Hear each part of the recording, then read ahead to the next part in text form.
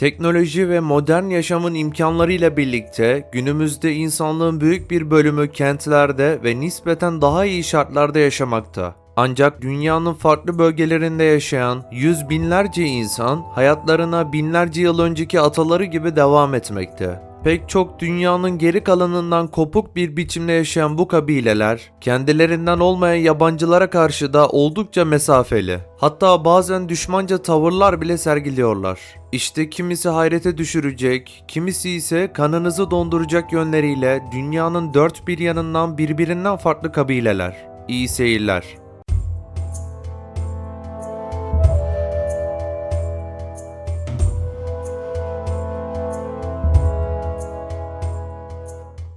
Dani kabilesi, Batı Papua.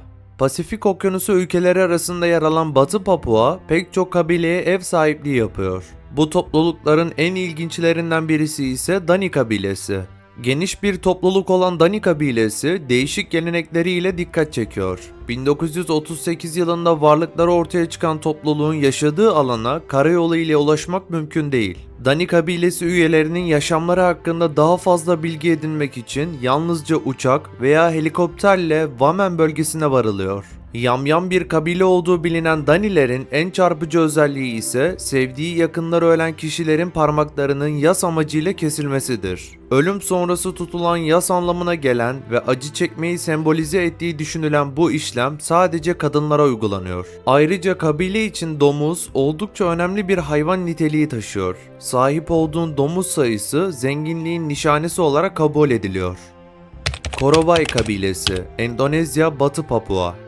Son Yamyam kabile olarak bilinen Korowai halkı, ilkel yaşam tarzları ile her daim dış dünyanın dikkatini çekmeyi başarıyor. İlk kez 1970'li yıllarda iletişime geçilen kabile üyelerinin sayısının 3000'e yakın olduğu biliniyor. Doğa olaylarından ve vahşi hayvanlardan korunmak amacıyla ağaçların tepelerinde yaptıkları özel evlerde yaşayan Korowai kabilesi kıyafet giymeyi de reddediyor. Ayrıca kabileden bir kez ayrılan biri olursa onu yeniden kabileye kabul etmiyorlar. 1974 yılında antropolog Peter Van Arsdale'ın kabileyi tanıması ile dünyada kalan son yamyamlar arasında yerlerini almışlar. Ancak Korowailer her insanı yiyen bildiğimiz yamyamlardan değiller. Kakua adını verdikleri bir kötü ruhun varlığına inanıyorlar ve Kakua olduğuna inandıkları erkekleri cadılıkla suçlayarak öldürüyorlarmış. Ölmek üzere olan kişiler ölümlerinden sorumlu tuttukları bir erkeğin ismini kabile reisine fısıldıyor ve o kişi Kakua ilan ediliyor. Elbette ki çocuklar bu geleneğe dahil değil. Kakua olduğuna inanmadıkları hiçbir insanı da öldürmüyorlar. Dış dünyayı merak ederek kabileden ayrılan ve döndüğünde kabul edilmeyen Boğaz adlı bir Korowai ile bu geleneği şöyle anlatıyor. Kakua öldürmek istediği kişilerin yakını ya da arkadaşı kılığına girer. Onlar uykudayken iç organlarını yemeye başlar. Organların yerine küller koyar, böylece kurbanlar hiçbir şey fark etmez. Kakua'nın kim olduğu ortaya çıkarsa bu defa kurban o olur. Kalbine bir ok saplanır ve diğerleri tarafından yenir. Korowailer aynı zamanda dünyanın en yüksek ağaç evlerine sahipler. Bu evlere gökyüzü evleri de deniyor. Antropologların yanı sıra pek çok ünlü mimarın da dikkatini çekme sebepleri ev yapım şekilleri. Sel gibi doğal afetlerden ve diğer tehlikelerden korunmak için demir ağaçlarının üzerine evler inşa ediyorlar. Kille sıvadıkları palmiye yaprakları ve ağaç kabuklarını da çatı yapımında kullanıyorlar. Her yeni ev bir törenle kutsanıyor. Ev için bir ateş yakılıyor ve orman selamlanıyor. Hayvanlar dahil herkes devasa merdivenleri tırmanıyor ve ev kutsanırken taşınma işinin bitişi bu törenle kutlanıyor. Korowailerin en önemli özelliği her yüksekliği hiç düşünmeden en hızlı şekilde tırmanabilen insanlar olmaları. Bu özellikleri sayesinde kendilerini her türlü tehlikeden koruyabiliyorlar. Yürümeyi öğrenmeden tırmanmayı öğreniyorlar desek abartmış olmayız. Daha bebekken anne sırtında yükseklik korkusunu yenerek büyüyorlar. Şeytan ve hayalet anlamına gelen Laleo'nun varlığına inansalar da bugüne kadar hiçbir kabile üyesi bir Laleo görmemiş. Laleo'lara aynı zamanda beyaz insan da diyorlar. Ancak onları ziyarete gelen beyaz insanlara karşı uyguladıkları bir ırkçılıktan söz etmiyorum. Yarattıkları cennetin içerisinde kötü ruh dışında kötü bir inanışları yok. Bu sebeple de oraya gidenlere karşı oldukça misafirperverler. Ancak kendi kabile üyelerinin dışarı çıkmasına aynı şekilde baktıklarını söyleyemeyiz. Ayrıca avcılık yaparak karınlarını doyuran halk, hastalıkları büyücülükle ve şifalı bitkiler yardımıyla önlemeye çalışıyor. Surma kabilesi, Etiyopya. Afrika'nın Etiyopya bölgesinde yaşayan Surma kabilesi dünyanın en ilginç kabileleri arasında öne çıkıyor. Özellikle ilginç takıları ile dikkat çeken kabile üyesi kadınlar, alt dudaklarına taktıkları tabak şeklindeki takıları ile ilgi odağı haline geliyor. Omo Vadisi etrafında ilkel bir yaşam süren halkın kadınları, kulaklarına ve dudaklarına devasa büyüklükte aksesuarlar takıyor. Genç yaşta alt dudaklarına yemek tabakları yerleştirilen Surma kabilesi kadınları bütün yaşamlarını bu aksesuarlarla geçiriyor. Aynı zamanda takılan tabağın büyüklüğü bir statü göstergesi de sayılıyor. Suriler olarak da bilinen kabile üyeleri modern yaşamdan ve diğer halklarla bağlantı kurmaktan kaçınıyor. Kadınların bütün işleri yapıp erkeklerin çalışmadığı bir yaşam tarzını benimseyen halk, hayvancılıkla yaşamlarını idame ettiriyor.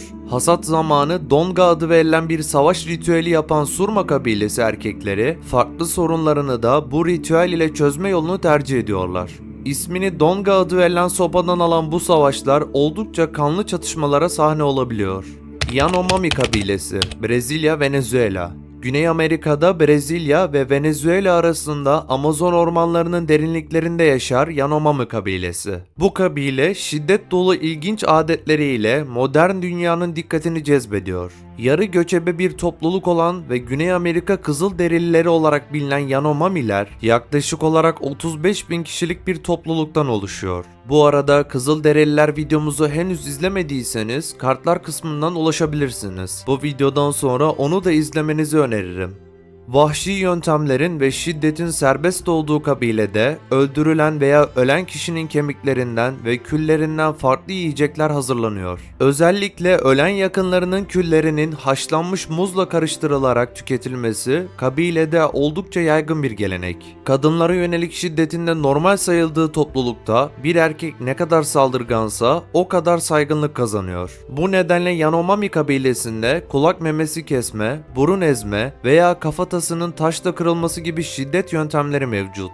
Her ne kadar söylemeye dilim varmasa da baldır kemiğinin görüneceği şekilde bacaktan et parçası koparılması gibi geleneksel şiddet yöntemleri de hala uygulanıyor. Avcılıkla beslenen kabilenin dikkat çeken bir özelliği de kendi avladıkları hayvanı yememeleridir. Bir avcı yakaladığı hayvanı diğer kabile üyesine verir ve bütün kabile bu şekilde yardımlaşarak avlanır. Masai kabilesi, Tanzanya, Kenya. Afrika kıtasının ve dünyanın en bilinen kabileleri arasında yer alan Masailer, Tanzanya ve Kenya sınırları içerisinde varlıklarını sürdürmeye devam ediyor. Tek tanrılı bir dini inancı sahip Masai kabilesinin Ma adı verilen kendilerine özgü bir dilleri de bulunuyor. Kabile üyeleri Shuka denen özel kıyafetlerle gündelik hayatını geçiriyor. İlginç adetleriyle dikkat çeken kabilede özellikle hayvanların avlanma süreci ve sonrasında yaşananlar büyük önem taşıyor. Özellikle aslan ve sığır avcılığı kabilede oldukça yaygın. Yaklaşık 1 milyon üyesi olduğu tahmin edilen Masailer için kadınlar yaşamın her evresinde büyük önem taşıyor. Gündelik işlerin yanı sıra ev inşa etme görevleri de kabile üyesi kadınlara ait. Halk arasında selamlaşmanın tükürülerek yapıldığı Masailerde turistler kabilenin yaşadığı bölgeyi ziyaret edebiliyor. Hatta Masai kabilesi üyesi kadınların hazırladığı yöresel takılar turistlere satılıyor. Ancak bu kolyelerin yapımında da belirli renklerin yan yana kullanılması yasak ve her bir renk ayrı bir anlam ifade ediyor. Ölen yakınlarını belirli bölgelere bırakarak hayvanların yemesine izin veren kabile üyeleri toprağa gömmenin cesede zarar vereceğine inanıyor. Huli kabilesi, Papua Yeni Gine. Okyanusya'da bulunan Papua Yeni Gine'nin en bilinen kabilelerinden olan Huliler, dış dünya ile iletişimde olmalarına rağmen geleneksel adetlerini korumaya devam ediyor. Bölgenin en kalabalık topluluğu olan Huli kabilesi, ilginç yüz boyama biçimlerinin yanı sıra gösterişli peruk ve şapkaları ile de dikkat çekiyorlar. Belirli dönemlerde festivaller düzenleyen kabile, bu gösterileri izlemek isteyen yabancı misafirleri topraklarında ağırlıyor. Kutsal kabul edilen yüz ve vücut boyama işlemlerinde parlak sarı kil ve kırmızı hardalın birleşiminden elde edilen ambua adında bir madde kullanılıyor. Perukların bir statü sembolü sayıldığı Huli kabilesinde kişiye özel olarak tasarlanan bir peruğun yapılış süreci bir seneyi aşıyor. Söz konusu perukları hazırlayan kişiler ise Huli perukçuları adı verilen ve kabileden ayrı olarak yaşayan özel bir topluluğa mensup olarak yaşamlarını sürdürüyor. Papua Yeni Gine'nin Hela eyaletinde yüksek dağların ve platoların arasında yaşayan halkın kendi dilleri de bulunuyor. Domuzun kutsal sayıldığı toplulukta en çok domuza sahip olan kişi en güçlü kabul ediliyor. Himba kabilesi, Kuzey Namibya. Afrika kıtasının güneyinde yer alan ülkelerden olan Kuzey Namibya, dünya üzerindeki en ilginç kabilelerden bir tanesi olan Himbalara da ev sahipliği yapıyor. Göçebe olan Himba kabilesi 50 bine yaklaşan nüfusları ile oldukça kalabalık bir topluluk. Himba kabilesi medeniyetten uzak yaşadığı için çok az sayıda olan günlük kıyafetler erkekler tarafından giyiliyor. Bu nedenle topluluk çıplak kadınlar kabilesi olarak da biliniyor. Vücutlarındaki kızıllıkla dikkat çeken topluluk suya zor ulaştığı için özel bir karışımla hazırladıkları kırmızı bir macun yardımıyla temizleniyorlar. Kabile üyelerinin ciltleri kırmızı kaya, tereyağı ve farklı otların birleşiminden elde edilen macun nedeniyle kızıl bir renge bürünüyor.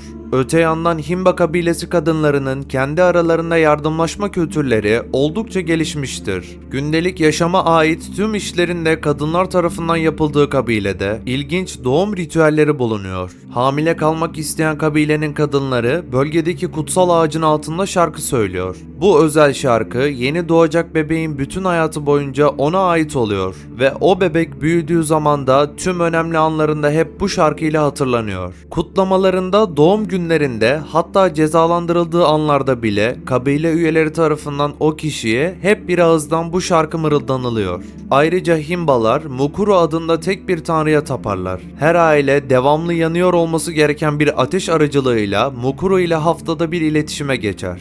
Karo kabilesi, Güney Etiyopya.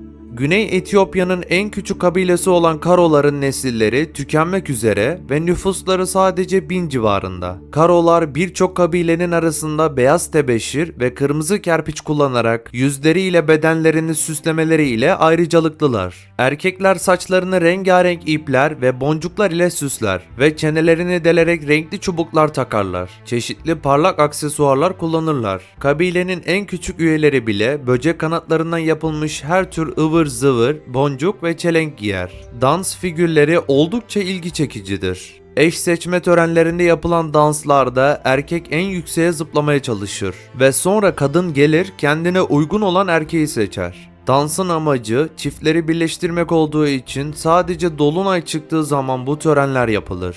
Erkekler donga denilen sopalar ve ağaçtan yapılmış yastıklarla gezerler. Bu sopaları sadece kabilenin meclisi tarafından cesaret onayı verilenler kullanabilir.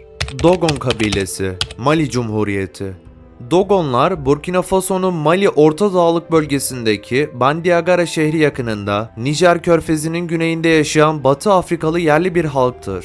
Nüfusları 400 bin ila 800 bin arasındadır. Nijer-Kongo dil ailesinin ayrı bir kolunu oluşturduğu kabul edilen ve ait olduğu dil ailesinin dışındaki dillerle yakından akraba olmayan Dogon dilini konuşurlar. Bazı köyler İslam'ı veya Hristiyanlığı benimsemiş olsa da Dogonların büyük bir kısmı tanrıların ve ataların manevi dünyası ile bitki, insan ve hayvanların yaşayan dünyası arasındaki sinerjinin önemine inanan animistlerden oluşmaktadır. Dogonlar yazılı bir dil olmadan varlıklarını hikayeler, şarkılar, heykeller, resimler ve danslarla açıklarlar. Her ne kadar muhteşem ahşap oymalarıyla ünlü olsalar da Dogonlar, ölünün manevi dünyalara geçiş yapmasına yardımcı olmayı amaçlayan Dama adı verilen cenaze töreniyle de tanınırlar.